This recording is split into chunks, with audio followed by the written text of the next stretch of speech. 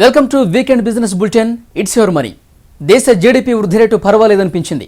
కేంద్ర ప్రభుత్వం విడుదల చేసిన తాజా గణాంకాల ప్రకారం ప్రస్తుత ఆర్థిక సంవత్సరం మూడో త్రైమాసికంలో జీడీపీ 4.7% పెరిగింది. అయితే ఆర్థిక వృద్ధి రేటుకు కీలకమైన మౌలిక పరిశ్రమల పనితీరు మాత్రం నిరుత్సాహపరిచింది. నిత్యావసర ధరలు తగ్గాయని ఊపిరి పీల్చుకుంటున్న తరుణంలో ఆయిల్ కంపెనీలు పెట్రోల్, డీజిల్ ధరలను పెంచాయి. ఇది అదుపులోకి వచ్చిన ద్రవ్యోల్బణంపై ప్రభావం చూపనుంది. ఫిబ్రవరిలో స్టాక్ మార్కెట్లు ఇన్వెస్టర్లను మురిపించాయి. ఇటీవల నిరర్ధక ఆస్తుల విషయంలో తెరపైకి యునైటెడ్ బ్యాంకు ప్రభావం ఇతర ప్రభుత్వ రంగ బ్యాంకులపై పడుతోంది.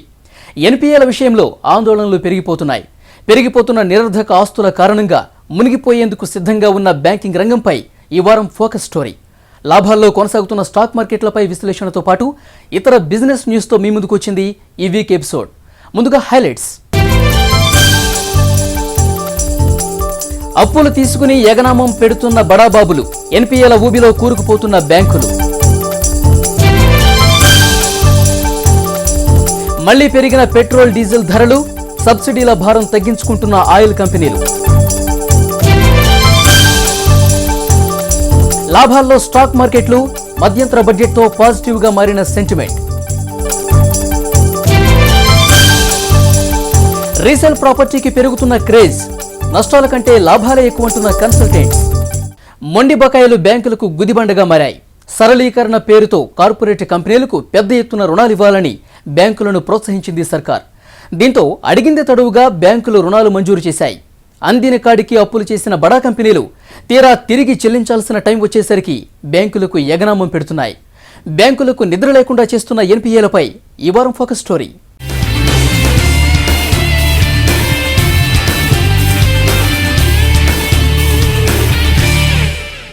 రాజుల సొమ్ము రాళ్ల పాలు, ఇది పాత సామెత. ప్రజల సొమ్ము కార్పొరేట్ల పాలు అనేది నేటి సామెత. పారిశ్రామికీకరణ పేరుతో భారీగా రుణాలిచ్చిన ప్రభుత్వ రంగ బ్యాంకులు వాటిని వసూలు చేసుకోలేక నష్టాల ఊబిలో కూరుకుపోతున్నాయి. రోజు రోజుకు పెరుగుతున్న ఎన్పీఏలను చూసి బ్యాంకులు తలలు పట్టుకుంటున్నాయి. రుణ ఎగవేతదారులకు నాయకుల అండదండలు ఉంటుండటంతో రికవరీ చేసుకోలేక బ్యాంకులు చేతులెత్తేస్తున్నాయి.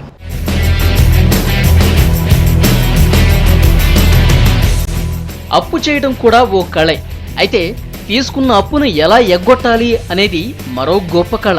ఈ కళలో కార్పొరేట్ కంపెనీల ముసుగులో గొప్పవారిమని చెప్పుకుని తిరుగుతున్న కొందరు పెద్దలు ఆరితేరిపోయారు. భారీ ప్రజెంటేషన్లతో ఉన్నది లేనట్లు కనికట్టు చేసి పెద్ద మొత్తాల్లో బ్యాంకుల నుంచి రుణాలు తీసుకుని పథకం ప్రకారం ఎగనామం పెడుతున్నాయి పలు కార్పొరేట్ కంపెనీలు. గత 7 సంవత్సరాల్లో ప్రభుత్వ రంగ బ్యాంకుల మొండి బకాయిలు 4,95,000 కోట్ల రూపాయలకు చేరుకున్నాయి. బ్యాంకుల నుండి రుణాలు తీసుకోవటం, ఉద్దేశపూర్వకంగానే చెల్లించకపోవటం, చట్టాన్ని అడ్డుపెట్టుకుని మొండి బకాయిలు రద్దు చేయించుకోవటం అలవాటుగా చేసుకున్నాయి కార్పొరేట్ సంస్థలు. మొండి బకాయిలుగా తేలిన ఖాతాదారుల పేర్లు వెల్లడించడానికి ప్రభుత్వం ముందుకు రాకపోవడంతో దర్జాగా తిరుగుతున్నారు ఈ ఎగవేతదారులు. చిన్న ఖాతాదారుల నుండి ముక్కుపిండి వసూలు చేసిన బ్యాంకులు కార్పొరేట్ల విషయంలో మాత్రం మౌనం వహిస్తున్నాయి. దీనికి సర్కారు స్వలాభమే కారణమని బ్యాంక్ యూనియన్లు కూడా ఆరోపిస్తున్నాయి. ప్రజలు దాచుకున్నటువంటి డబ్బుని ఎన్పీఎస్ అయిన తర్వాత వాటి రికవరీ ప్రాసెస్లో బ్యాంక్ మేనేజ్మెంట్స్ ఏమీ చేయలేకపోయిన తర్వాత చివరికి పరిస్థితి ఎందుకనేటటువంటి దీని మీద చర్చ జరగాలి. ఎన్పీఏకి డిఫాల్టర్స్ ఎవరైతే ఉన్నారో వారి మీద క్రిమినల్ యాక్షన్స్ తీసుకోవాలి. వారిని ఏ రకంగా కూడా పబ్లిక్ ఇన్స్టిట్యూషన్లో వాళ్ళు కంటెస్ట్ చేయకుండా వారి మీద సత్వరైన చర్యలు కనుక తీసుకోకపోతే ఈ ఎన్పీఎస్ బ్యాంకింగ్ ఇండస్ట్రీని తినేసేట ప్రమాదం మాత్రం ఉంది. దేశం మీద బ్యాంకింగ్ రంగంలో సుమారు 7 లక్షల కోట్ల రూపాయలకు పైగా నిరర్ధక ఆస్తులు ఉన్నాయని బ్యాంకింగ్ రంగ నిపుణులు అంచనా. 2008లో 39,000 కోట్ల రూపాయలు ఉన్న ప్రభుత్వ రంగ బ్యాంకుల నాన్ పర్ఫార్మింగ్ అసెట్స్ ప్రస్తుతం 2 లక్షల కోట్ల రూపాయలకు చేరుకున్నాయి. చాలా కాలంగా తిరిగి చెల్లించలేకపోయిన సొమ్మును బ్యాంక్ యాజమాన్యాలు కప్పిపుచ్చే ప్రయత్నం చేశాయి. కార్పొరేట్ రుణ పునర్వ్యవస్థీకరణను ఈ అప్పుల విషయంలో బ్యాంకులు ఓ సాకుగా వాడుకున్నాయి. ఈ అప్పుల కారణంగా బ్యాంకుల మనుగడే ప్రశ్నార్థకంగా మారడంతో బ్యాంకు ఉద్యోగ సంఘాలు ప్రత్యక్ష కార్యాచరణకు దిగాయి. పెద్ద మనుషుల ముసుగులో చలామణి అవుతున్న వీరి చిట్టాలను బయటపెట్టాలని బ్యాంకు ఉద్యోగులు డిమాండ్ చేస్తున్నారు. ఈ రోజున యూనియన్స్గా మేము అడుగుతుంది ఏంటంటే ఈ డిఫాల్టర్స్ లిస్టును కనుక మీరు పబ్లిష్ చేసిన రోజున బ్యాంక్ మేనేజ్మెంట్ హ్యాండ్స్ స్ట్రెంగ్తన్ అవుతాయి. జనాలకు తెలుస్తుంది ఎవరు డబ్బులు తీసుకొని విల్ఫుల్గా ఎగ్గొడుతున్నారు అనేది తెలుస్తుంది. కాబట్టి సొసైటీలో ఎవరైతే ఈ లోన్ తీసుకొని హ్యాపీగా బతుకుతూ ఉన్నారో రీపే చేయకుండా బలానా వ్యక్తి ఉన్నాడా అనేది ప్రజలకు కూడా తెలుస్తుంది. అందుకోసమే బ్యాంకులని యూనియన్ అడుగుతుంది ఏంటంటే వాళ్ళ లిస్టుని మీరు పబ్లిష్ చేయండి, సో దట్ బాగా రికవర్ చేయడానికి అవకాశం. విల్ఫుల్ డిపాజిటర్స్ను ప్రోత్సహించడం ఎంతమాత్రం సహించదగ్గది కాదని బ్యాంకులు మొత్తుకుంటున్నా తమ రాజకీయ ప్రయోజనాల కోసం సాక్షాత్తు చిదంబరం లాంటి వాళ్లే ఎగవేతదారులకు కాపలాగా ఉంటున్నారని బ్యాంకు ఉద్యోగులు ఆరోపిస్తున్నారు. యూబీ గ్రూప్ యజమాని విజయ్ మల్య, డెక్కన్ క్రానికల్ యజమాని వెంకటరామరెడ్డి లాంటి వారిని అధికారంలో ఉన్న పార్టీలు ప్రోత్సహించడాన్ని వీరు వ్యతిరేకిస్తున్నారు. ఆర్థిక వృద్ధి రేటు పెరిగితే భారీగా పెరిగిపోయిన ఈ నిరర్ధక ఆస్తులు తగ్గుతాయని బ్యాంకింగ్ రంగ నిపుణులు అభిప్రాయపడుతున్నారు. దిగుమతులు భారీగా పెరిగిపోవడంతో ఎస్ఎంఈ సెక్టార్ నష్టాల్లో కూరుకుపోయి ఎన్పీఏల బారిన పడుతోందని, పరిశ్రమ పుంజుకునేలా ప్రభుత్వం తోడ్పాటు అందించాలని బ్యాంకింగ్ రంగ నిపుణులు సూచిస్తున్నారు. విల్ఫుల్ డిపాజిటర్స్ మీద కఠినంగా వ్యవహరిస్తే గానీ మొండి బకాయిలు వసూలు కావని అభిప్రాయపడుతున్నారు. యూబీఐ బ్యాంక్ లాంటి ఘటనల వల్ల మొత్తం పిఎస్యు బ్యాంకులపై ప్రతికూల ప్రభావం పడవచ్చని ఆందోళన వ్యక్తం చేస్తున్నారు.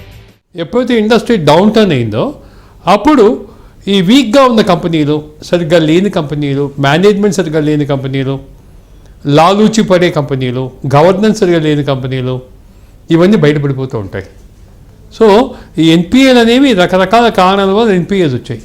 అది కాక గవర్నెన్స్ ఇష్యూస్, బ్యాంకుల్లో ఎంప్లాయీస్లో ఉన్న కొంతవరకు ఉన్న తేడాలు కూడా, వాళ్ళు కూడా సరిగ్గా చేయకపోవడం వల్ల, మానిటరింగ్ సరిగ్గా లేకపోవడం వల్ల, దానివల్ల కూడా ఎన్పిఏలు వస్తున్నాయి.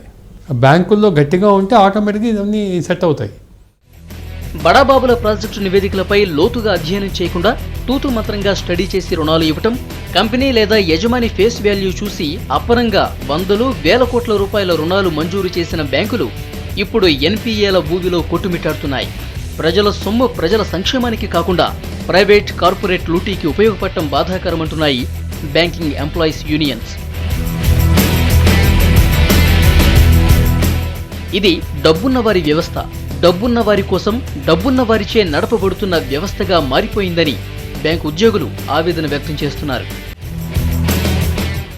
పెద్ద మొత్తంలో రుణాలు ఎగ్గొట్టి దర్జాగా తిరుగుతున్న బడాబాబుల ఆస్తులు జప్తు చేసైనా బకాయిలు వసూలు చేయాలని బ్యాంకింగ్ రంగ నిపుణులు సూచిస్తున్నారు. మరోవైపు ఎగవేతదారుల లిస్టుతో పాటు ఫోటోలను కూడా ప్రచురించాలని ఏకంగా బ్యాంకు ఉద్యోగ సంఘాలే యాజమాన్యాలను డిమాండ్ చేస్తున్నాయి. కార్పొరేట్ కంపెనీలు, రాజకీయ నాయకులు కుమ్మక్కై కొల్లగొట్టిన ప్రజల సొమ్ముకు బాధ్యులు ఎవరు? ఇది ఎప్పటికీ సమాధానం దొరకని ప్రశ్నే. కెమెరా పర్సన్ కిరణ్తో శృతి, V6 న్యూస్, హైదరాబాద్.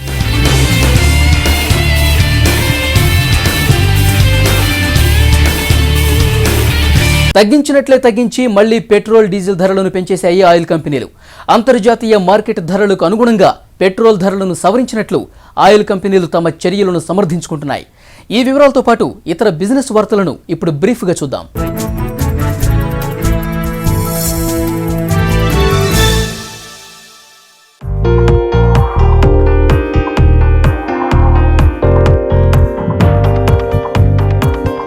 పెట్రోలియం ఉత్పత్తుల ధరలను పెంచుతూ చమురు కంపెనీలు నిర్ణయం తీసుకున్నాయి. లీటర్ పెట్రోల్పై 60 పైసలు, డీజిల్పై 50 పైసలను పెంచాయి. పెరిగిన ధరలు శుక్రవారం అర్ధరాత్రి నుంచి అమల్లోకి వచ్చాయి. హైదరాబాద్లో 79 రూపాయల 11 పైసలుగా ఉన్న లీటర్ పెట్రోల్ ధర పెరిగిన ధరతో 79 రూపాయల 90 పైసలకు చేరింది. ఇక డీజిల్ ధర 59 రూపాయల 83 పైసల నుండి 60 రూపాయల 43 పైసలకు పెరిగింది.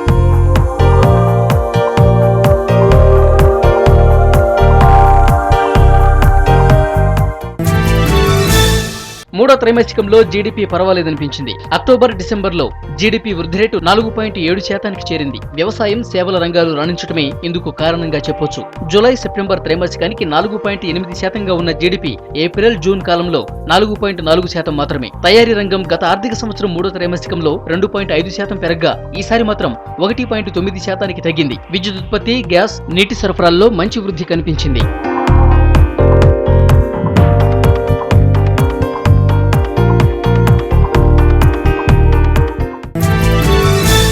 మౌలిక రంగం ఆశించిన వృద్ధి నమోదు చేయటం లేదు. బొగ్గు, పెట్రోలియం శుద్ధి ఉత్పత్తులు, సహజ వాయు ఉత్పత్తులు క్షీణించడంతో జనవరిలో కీలకమైన 8 రంగాల పరిశ్రమల వృద్ధి 1.6%కే పరిమితమైంది. అంత క్రితం ఏడాది జనవరిలో ఇది 8.3%గా ఉంది. గత ఏడాది డిసెంబర్లోనూ 2.1% వృద్ధి నమోదు చేసిన మౌలిక రంగం ఈసారి మాత్రం భారీగా క్షీణించింది. ఎరువులు, సిమెంట్, ఉక్కు, విద్యుత్, ముడి చమురు, బొగ్గు, పెట్రోలియం ఉత్పత్తులు, సహజ వాయు వంటి కీలక 8 రంగాలు ఐఐపీలో 38% వాటాను కలిగి ఉన్నాయి.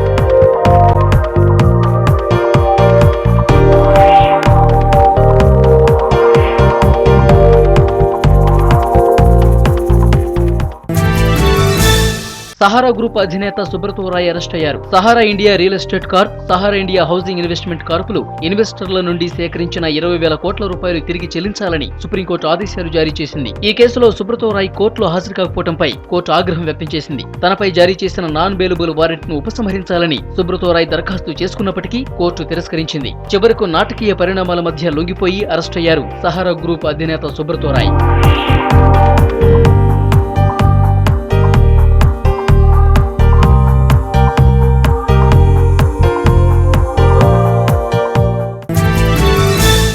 భారత సంచార నిగమ్ లిమిటెడ్ ల్యాండ్ లైన్ ఫోన్లు, బ్రాడ్బ్యాండ్ సర్వీసుల నెలవారీ ఛార్జీలు పెరగనున్నాయి. కొత్త ధరలు శనివారం పెంచాలని BSNL నిర్ణయించింది. Land line one India monthly plan ప్రస్తుతం ₹180 కాగా దాన్ని ₹195 పెంచనున్నట్లు BSNL తెలిపింది. బ్రాడ్బ్యాండ్ మంత్లీ ప్లాన్ను బట్టి ₹24 నుండి ₹345 వరకు పెరగవచ్చని తెలిపింది BSNL.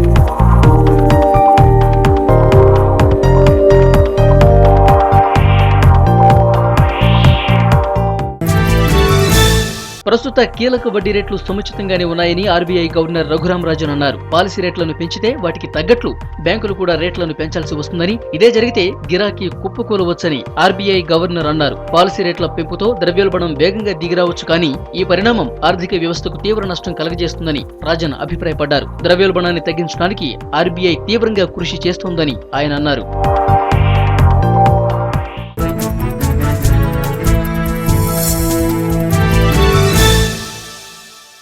చాలా రోజుల తర్వాత స్టాక్ మార్కెట్లు వరుస ట్రేడింగ్ సెషన్స్ లో లాభాలను ఆర్జించాయి. ఫిబ్రవరి నెల ఇన్వెస్టర్లకు లాభాలు తెచ్చింది. మధ్యంతర బడ్జెట్ పుణ్యమా అని సెన్సెక్స్ ఫిబ్రవరిలో 606 పాయింట్లు లాభపడింది. పాజిటివ్ ట్రెండ్ లో ఉన్న స్టాక్ మార్కెట్లపై ఎనలిస్టుల విశ్లేషణను మార్కెట్ పల్స్ లో చూద్దాం.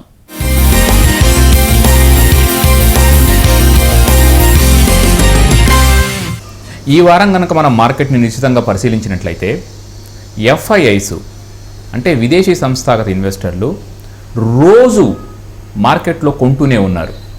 అటు స్టాక్లోనూ కొంటున్నారు, ఇటు స్టాక్ ఫ్యూచర్స్లోనూ కూడా కొంటున్నారు. ఓట్ ఆన్ అకౌంట్ బడ్జెట్ ప్రవేశపెట్టిన తర్వాత నుంచి FIIs యొక్క కొనుగోలు కొద్దిగా ఉధృతంగా మారాయి. ఓట్ ఆన్ బడ్జెట్ అకౌంట్కు ముందు వచ్చినటువంటి డేటా అంటే క్యాడ్ అన్నటువంటిది తగ్గడము, ముఖ్యంగా కోర్ ఇన్ఫ్లేషన్ అన్నటువంటిది బాగా కంట్రోల్లోకి రావడము, వీటన్నిటి వల్ల కనుక మనం జాగ్రత్తగా గమనిస్తే PSU బ్యాంక్స్లోను, ఐటీలోను, మిడ్ క్యాప్ సెక్టార్స్లోనూ విపరీతంగా కొనుగోలు కనిపించాయి.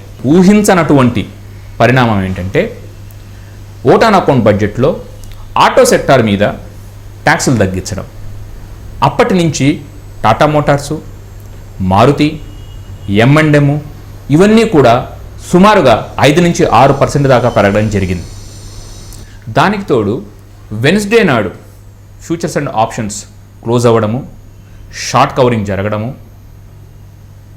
అంతేకాకుండా రూపీ కూడా చాలా దృఢంగా ఉండడము, ఇంటర్నేషనల్గా క్రూడ్ ప్రైసెస్ కూడా పెద్దగా పెరగకుండా 98-100 మధ్య ఊగసలాడము, ఇవన్నీ కూడా చూస్తే FIIs యొక్క కొనుగోళ్లకు పాజిటివ్ ఫ్యాక్టర్స్గా కనిపించి వాళ్ళు ప్రతి సెక్టార్లోనూ కొనుక్కోవడం జరిగింది. నిఫ్టీకి 6350 దగ్గర విపరీతమైనటువంటి నిరోధం రావచ్చు. అక్కడ ఉన్నటువంటి రెసిస్టెన్స్ దగ్గర బహుశా ప్రాఫిట్ బుకింగ్ కొంత కనబడవచ్చు. రాజకీయంగా కూడా రాబోయే సార్వత్రిక ఎన్నికల్లో ఒక స్ట్రాంగ్ గవర్నమెంటే వస్తుంది, ఎటువంటి ఇబ్బందులు కూడా లేకుండా ఆర్థిక ప్రణాళికలు కానీ లేకపోతే ఆర్థిక సంస్కరణలు కూడా వేగవంతంగా అవుతాయన్నటువంటి ఒక నమ్మకం ప్రబలడము, RBI తీసుకున్నటువంటి చర్యలు, వీటన్నిటి వల్ల అన్ని కౌంటర్లలో బాగా కొనుగోలు కనిపించాయి. వచ్చే వారము ఇన్వెస్టర్లు కూడా అక్కడ కొద్దిగా ప్రాఫిట్ బుకింగ్ చేసుకొని మళ్ళీ కిందికి వచ్చినప్పుడు ఆటో సెక్టార్లో కానీ లేకపోతే మిడ్ క్యాప్ IT సెక్టార్ కానీ, ఉదాహరణకి మైంట్రీ లాంటివి, HCL టెక్నాలజీస్ లాంటివి, టెక్ మహీంద్రా లాంటివి కూడా కొనుక్కొని రీజనబుల్గా ప్రాఫిట్స్ వచ్చినప్పుడు అమ్ముకోవచ్చు. వచ్చే వారం మనం అబ్జర్వ్ చేయాల్సినటువంటి కొన్ని స్క్రిప్ట్స్ ఏమున్నాయంటే ఎస్కార్ట్స్, నాగార్జున కన్స్ట్రక్షన్ కంపెనీ, PSUలో ఉన్నటువంటి కెనరా బ్యాంకు, ప్రైవేట్ బ్యాంక్ అయినటువంటి ఎస్ బ్యాంకు, వీటిని కొద్దిగా కొనుక్కొని సుమారుగా ఒక 5-6% తర్వాత పెరిగిన తర్వాత వాటిని అమ్ముకోవడం మంచిది. నిఫ్టీ 6350 దగ్గర విపరీతమైనటువంటి రెసిస్టెన్స్ రావచ్చు. బ్యాంకింగ్ నిఫ్టీలో 11,100, 11,200 దగ్గర విపరీతమైనటువంటి నిరోధం రావచ్చు. కాబట్టి ఇది జాగ్రత్తగా చూసుకొని మార్కెట్లో కొద్దిగా ప్రాఫిట్స్ బుక్ చేసుకొని ముందుకు వెళ్ళడం మంచిది. రాబోయే వారానికి నిఫ్టీ 6150 6350 మధ్య కదలాడవచ్చు. ఇది రేంజ్గా పెట్టుకొని ఒకవేళ బ్యాంకింగ్ నిఫ్టీ కనుక సపోర్ట్ ఇస్తూ ఉంటే నిఫ్టీలో కొద్దిగా బై చేసుకొని ఎగ్జిట్ అవ్వడము, అయితే బ్యాంకింగ్ నిఫ్టీ కనుక సపోర్ట్ ఇవ్వకపోతే షార్ట్ చేసి కింద లెవెల్లో మళ్ళీ కవర్ చేసుకోవడము ఇన్వెస్టర్లు చేయవచ్చు. అందుబాటు ధరలో లేదని కొత్త ఇల్లు కొనలేక రీసేల్ ప్రాపర్టీస్ వైపు మొగ్గు చూపుతున్నారా? రీసేల్ ప్రాపర్టీ కొంటే సమస్యలు వస్తాయని భావిస్తున్నారా? ఈ ప్రాపర్టీకి బ్యాంకులు లోన్ ఇస్తాయా అని సందేహిస్తున్నారా? అయితే ఇలాంటి వారి కోసమే ఈ స్టోరీ. ఇప్పుడు రీసేల్ ప్రాపర్టీకి మార్కెట్లో మంచి డీల్స్ వస్తున్నాయి. మొదట్లో రీసేల్ హౌస్కు లోన్ మంజూరులో ఆసక్తి చూపని బ్యాంకులు ఇప్పుడు ముందుకొస్తున్నాయి. మరి పాత ఇల్లు కొనడం మంచిదేనా? వీటిని కొనడంలో గమనించాల్సిన అంశాలేంటనేది ఈ వారం వెల్త్ మేనేజ్మెంట్లో తెలుసుకుందాం.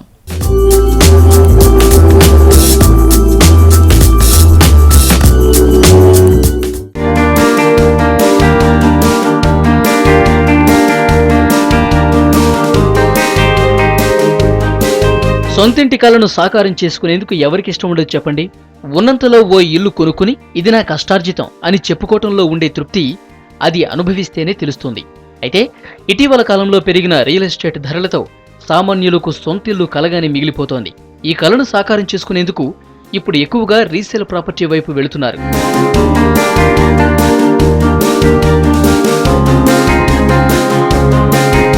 ఒకరు ఉపయోగించిన దాన్ని వాడటం అనేది అందరికీ ఇష్టం ఉండదు. కానీ ఇల్లు విషయంలో ఇదే బెటర్ అనేవారు క్రమంగా ఎక్కువ అవుతున్నారు. ప్రాపర్టీని అమ్మకానికి పెట్టేవారి కారణాలు అనేకం.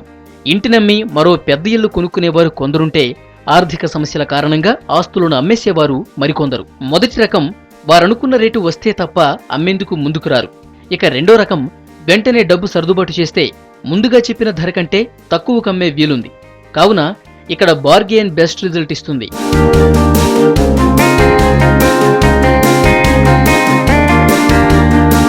యూజ్డ్ ఫ్లాట్స్ కానీ ఇండిపెండెంట్ హౌస్ కానీ కొనే ముందు కొన్ని విషయాల్లో స్పష్టత ఉంటే బెస్ట్ ప్రాపర్టీ లీస్ట్ రేటుకు కొనుక్కోవచ్చు.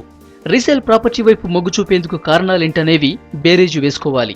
మీరు పనిచేస్తున్న ప్రాంతానికి దగ్గరగా ఉండటం, లేదా ఇప్పటికే మీరు ఉంటున్న ప్రాంతంలోనే మీకు సరిపోయే ఇల్లు అమ్మకానికి రావటం, లేదా మీ బంధువులు ఎక్కువగా ఉండే చోట మీ బడ్జెట్లో దొరుకుతుండటం మిమ్మల్ని రీసేల్ ప్రాపర్టీ వైపు మొగ్గు చూపటానికి కారణాలు కావచ్చు. రీసేల్ ప్రాపర్టీ కొనాలనుకున్నప్పుడు లాభాలతో పాటు నష్టాలు ఉంటాయనేది తెలుసుకోవాలి. సొంతింటి కలను నెరవేర్చుకునేందుకు కొన్ని విషయాల్లో రాజీ పడక తప్పదు. రీసేల్ ప్రాపర్టీ కొనడంలో ఉండే లాభ నష్టాలేంటో వివరంగా తెలుసుకుందాం. రీసేల్ ప్రాపర్టీ కొనుగోలులో ఉండే నష్టాలను ముందు చూద్దాం. రీసేల్ ప్రాపర్టీ అమ్మేవారు ఎక్కువగా డీల్ మొత్తాన్ని నగదు రూపంలో ఇవ్వాలని డిమాండ్ చేసే అవకాశం ఉంది. అందులో మార్కెట్ రేట్ కన్నా ఎక్కువ మొత్తంలో నగదు సర్దుబాటు ఇబ్బందులతో కూడుకున్న వ్యవహారం. రాజకీయ నాయకులు, వ్యాపారవేత్తలైతే బ్లాక్ మనీ సర్దగలరు. కానీ నెల జీతంలో చేసిన సేవింగ్స్ అందులో మొత్తం నగదు ఇవ్వటం సాధ్యం కాకపోవచ్చు. బ్యాంకులు కూడా సేల్ డీడ్కు అనుగుణంగానే లోను మంజూరు చేస్తాయని గుర్తుంచుకోండి. మీ అభిరుచులకు అనుగుణంగా రీసేల్ ప్రాపర్టీలో మార్పు చేర్పులు పెద్దగా సాధ్యం కాకపోవచ్చు. దానికి మీరు సిద్ధపడి ఉండాలి. లేదంటే తరువాత జీవితాంతం బాధపడాల్సి వస్తుంది. ప్రాపర్టీని ఖచ్చితంగా వాల్యుయేషన్ చేయించాలి. లేదంటే మీరు అగ్రిమెంట్ చేసుకున్న మొత్తానికి బ్యాంకులు లోన్ ఇవ్వకపోతే బ్యాలెన్స్ అమౌంట్ సర్దుబాటు చేయడంలో మళ్లీ ప్రైవేటుగా ఎక్కువ వడ్డీకి అప్పు చేయాల్సి ఉంటుంది. ఇది మీపై అదనపు భారం పడి ముందుగా అనుకున్న బడ్జెట్ను మించిపోయే ప్రమాదం ఉంది.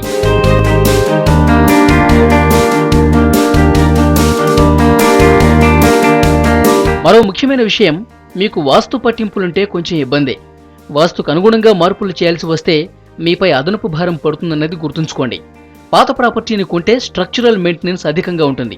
దీంతో పాటు painting, water proofing, structural repairs ఇలా చాలా వాటి కోసం అదనపు ఖర్చు పెట్టాల్సి వస్తుంది. అదే కొత్త ప్రాపర్టీ అయితే 10 నుంచి 15 ఏళ్ల వరకు ఇలాంటి అదనపు ఖర్చులుండవు. రీసేల్ ప్రాపర్టీ కొనాలని నిశ్చయించుకుంటే ముందుగా స్ట్రక్చరల్ ఇంజనీర్తో తనిఖీ చేయించడం మంచిది.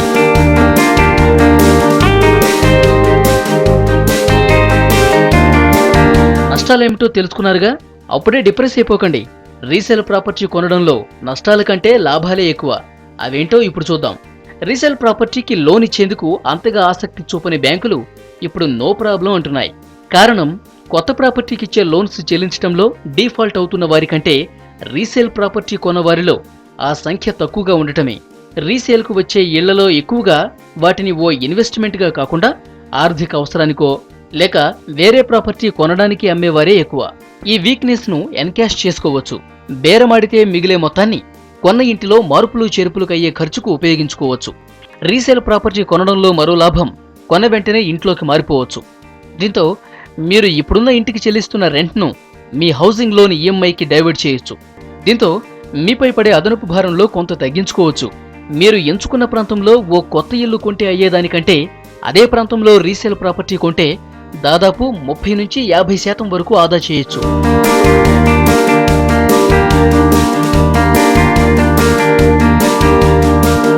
కొత్త ఇంటి కోసం వెంపర్లాడి ఎక్కడో దూరంగా ఉండే కంటే సిటీ మధ్యలో అన్ని ఎమ్యూనిటీస్ ఉండే రీసేల్ ప్రాపర్టీ కొంటే మీకు అన్ని విధాలుగా సౌకర్యంగా ఉంటుంది.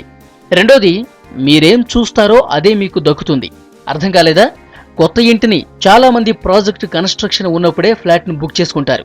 చాలా మందికి సూపర్ ఏరియా, కార్పొరేట్ ఏరియాకు తేడా తెలియదు. సూపర్ ఏరియానే కార్పొరేట్ ఏరియాగా పొరబడే అవకాశం ఉంటుంది. రీసేల్ ప్రాపర్టీ కొనేటప్పుడు ఈ విషయంలో క్లారిటీ ఉంటుంది. మీరు వాడుకునే ఏరియా ఎంతో మీ కళ్లకు కనబడుతుంది. మరో లాభం ఏంటంటే మెయింటెనెన్స్ కాస్ట్. కొత్త అపార్ట్మెంట్స్లో మెయింటెనెన్స్ అధికంగా ఉంటుంది. పాత అపార్ట్మెంట్లో అయితే ఇది తక్కువగా ఉంటుంది. పరోక్షంగా ఇది నెల నెల కొంతమేర ఆదా అవుతుంది. అన్నింటికంటే సమస్య లేనిది పార్కింగ్. కొత్త ఫ్లాట్తో పోలిస్తే రీసేల్ ప్రాపర్టీలో ఇంటి ధరలోనే పార్కింగ్ ఉచితంగా వచ్చేస్తుంది.